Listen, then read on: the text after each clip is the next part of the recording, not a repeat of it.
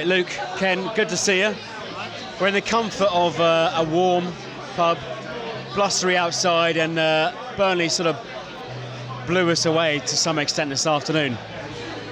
They came here with a game plan, their game plan every week, and they executed it. And I think first 25-30 minutes we looked good, pretty on top, playing our way, but we played into their hands. And I think that ultimately, for some of the in-game management and the starting lineup, I think the defeat falls on Ralph today. I think starting Vestergaard was a weird one.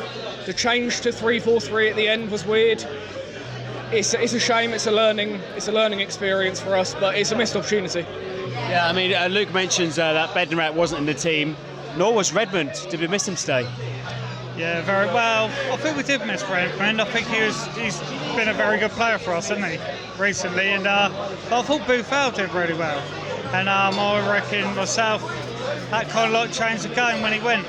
It's just such a shame that he got injured and taken off. But there you go, you can't alter that. And I think we were weak in the second half. Yeah, I mean, Buffal was quite smart in that, some respect. Whether he's given the tactics from Ralph to say, take your time, take a little while, because he could have gone off at the nearest point. But Ralph wanted Gineppo ready to go when Buffal came off. But Gineppo, a bit like Buffal, trying to do everything to take on the man, get to the byline, take on the player, and both of them have a bit of a tricky game, a difficult afternoon. Yeah, it was a tough one. I think flair players against Burnley, it's going to go one or two ways. You're going to either bypass their fullbacks and you're going to really get in behind and cause them problems, or you're going to be running into a brick wall. For Buffal, I thought he penetrated the defence really well. For Gineppo, he didn't quite have the desired impact. I think both of them are good players, both of them better off the bench, but I think Redmond's quite clearly our best winger, and we did miss him. Yeah. And it was a very difficult afternoon. Burnley were bullish, brutish, and taking one for the team when they knew how to do it. I mean, Sean Dyche, they employed the tactics of firstly swapping ends in the first half. The wind was with them, and the ball floats straight into the goal after a minute and a half. There must have been some sort of miscommunication between Ings and McCarthy, or it was some sort of, I'll say, shithousery from Burnley to say leave it, but what happened there? Oh, really don't know. I mean, where we were sat in the stadium, it was too far away to see.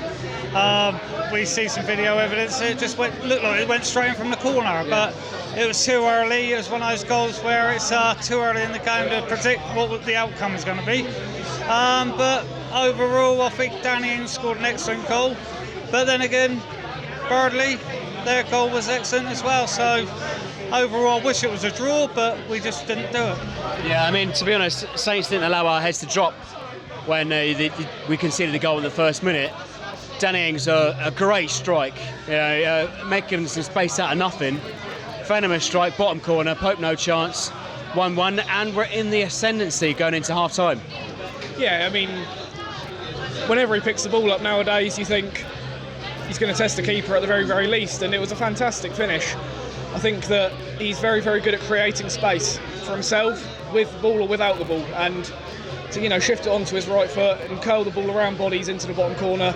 It's a really, really good goal, and I think that's something that Ings is very good at, is scoring a variety of goals. The one against Tottenham was sort of similar in the way that he managed to sort of find the angle for himself, curl it beyond the keeper's reach, but we didn't get him on the ball enough in the second half, and when we did, he was either too deep or too far wide.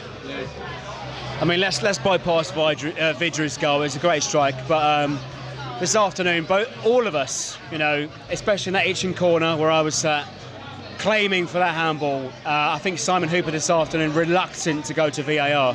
Yeah, from where we were sat again, I thought it was a blatant handball. And to me, VAR, well, it ain't really working in my eyes, but it was kind of like a quick decision, where normally it takes a lot longer. And, it's so controversial, but you can't argue with the referee's decision. It's done. I think it was wrong.